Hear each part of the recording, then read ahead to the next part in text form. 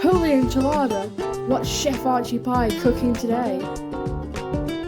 It's a green bean and chorizo fiesta casserole. Let's get cracking, shall we? Hello everybody. I'm cooking green beans today. I'm just boiling about 14 ounces of green beans in some salted water. They are prepared. I'm boiling them for about 4 to 5 minutes just to take the edge off, because we're going to prepare a fabulous sauce to put them in. First of all, I'm going to chop some onions in a medium to fine dice.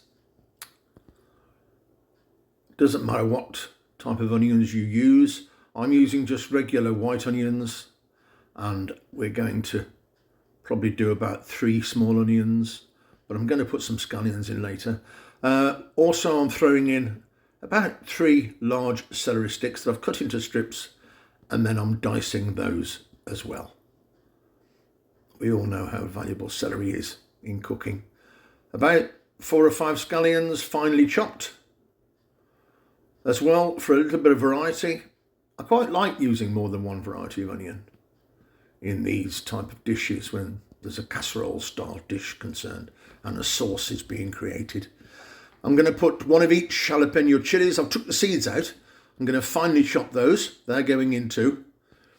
That's the only spice that's in this casserole, by the way. It's not going to be hot at all. Okay, let's get those in with the pile. I've also got a couple of mushrooms I'm throwing in as well, purely for variety. This is another concoction dish of mine. I'm not using a set recipe. I'm just using what ingredients I feel will complement each other. Olives are going in as well, a few regular green olives, and I've got a big, plump, fat, juicy clove of garlic that I'm going to finely chop and slightly crush as well. Yeah, the whole Fiesta theme, I've got a few dishes on the channel that use the word Fiesta. They all use chorizo and garlic and tomatoes, onions, oregano. So I tend to adopt the word Fiesta when I do a dish using those ingredients. I'm just chopping some fresh parsley, and here's the chorizo. About 4 ounces of cured salami style chorizo. I'll be addressing what chorizo I use in a few minutes time in the video, just to keep you informed about the variety of chorizo that I use in my cooking. So all those ingredients that we've chopped, apart from the chorizo, go into my wok, my deep frying pan, and they're going to go in there along with about 2 or 3 tablespoons of olive oil, probably a couple. You can always use 3, to be honest with you. And then we want to throw in a good tablespoon of dried oregano, and I'm going to stir fry that now and cook that for about 8 or 9 minutes until it's completely cooked through. Don't forget the celery in there, so we want to cook it quite well. There we are, it's been cooked, and that's all mixed up together nicely. I'm throwing in an extra knob of butter because it got a little bit dry. When you're doing these stir-fried dishes, it's always good to keep things moist. Okay, so once that's mixed in, I'm throwing in my chorizo that's been finely chopped. I'm going to mix that in well now. Over a low heat, we're doing all this, by the way. And the chorizo that we get here in the UK is just regular salami style, ready sliced chorizo, 38 slices in the packet. It's cooked, it's perfect, it's a charcuterie item, and it's pretty damn tasty, I've got to tell you. But it's perfect in cooking, and I love it. I use it in so many different dishes.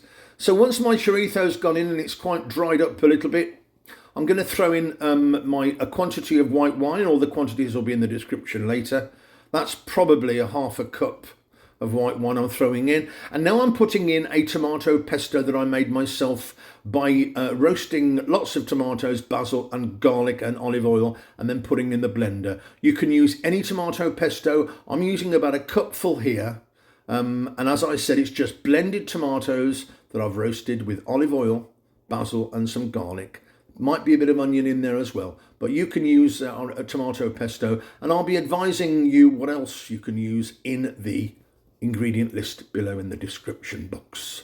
So once that's gone in and I've cooked it out, slightly dried it up a little bit, I'm now going to add a combination of 1 cup of chicken stock, a tablespoon of tomato puree as well, mixed together, and that goes in, and there is our sauce. Our sauce is now created. The only thing left to do with that now is to bring it to a boil, and probably going to season it shortly as well. We're also going to thicken it at some stage, but I'll address that shortly. So I'm going to, all those beans that were blanched for 5 minutes earlier, I cooled them off in some cold water, then I drained them, and now I want to cut them up into reasonably equal 1-inch length sizes, approximately 1 inch. We're not going to stand here with a ruler. So when you've cut them up into 1-inch lengths, pop all the beans into the sauce, and don't forget those beans are going to hold a fair bit of water. So unless we add a little bit of thickener to this sauce, when you serve it, it's going to leave not a very pleasant watery residue on your plate. So I want to add a little bit of thickener. So I'm going to take 2 teaspoons of cornstarch mixed with a couple of tablespoons of wine, and I'm going to throw that into my pan with everything else that's boiling. Mix the cornstarch in, and it will become rather nice and thick. And by this time, you've created a beautiful smell in your kitchen. Lovely, lots of fabulous Mediterranean Spanish flavours. In goes some pepper. I'm also going to put in about a half teaspoon of salt as well. Obviously be wary that we've already got salt in the chorizo, and we've already got salt in the chicken stock, don't forget. I'm also going to put in a good teaspoon of sugar just to balance the flavours out. Every time I make a tomato-based sauce, I always like to put a little bit of sugar in, just to balance things out. There is a beautiful green bean Fiesta casserole. I'm going to have a taste, and it's just fantastic. What I like about it is because the green beans have only been cooking for 5 minutes, they're still quite crunchy. I'm going to put that in a casserole dish. I'm going to cover the top with some beautiful sharp cheddar and some very nice mozzarella. You can use whatever cheese you fancy, or you can use what I've used. Once I've plastered the surface with cheese, I'm going to pop it under the grill to get it nice. Look at that, golden brown. I've even slightly burnt the one side there, like charred effect going on there. Really beautiful. Very, very happy with that indeed. That is a beautiful green bean and chorizo Fiesta casserole. It's one of those dishes, once again, that suits a variety of purposes, as a side dish, as a main dish. Mix it with pasta, mix it with rice, couscous, all sorts of things. It can go inside a baked potato. Whatever you want to do with it is perfect. Ladies and gentlemen, if you wouldn't mind sharing, subscribing or liking, and if you'd like to find out about my next video, please press the notification bell. This is Archie Pie, sending everyone lots of love.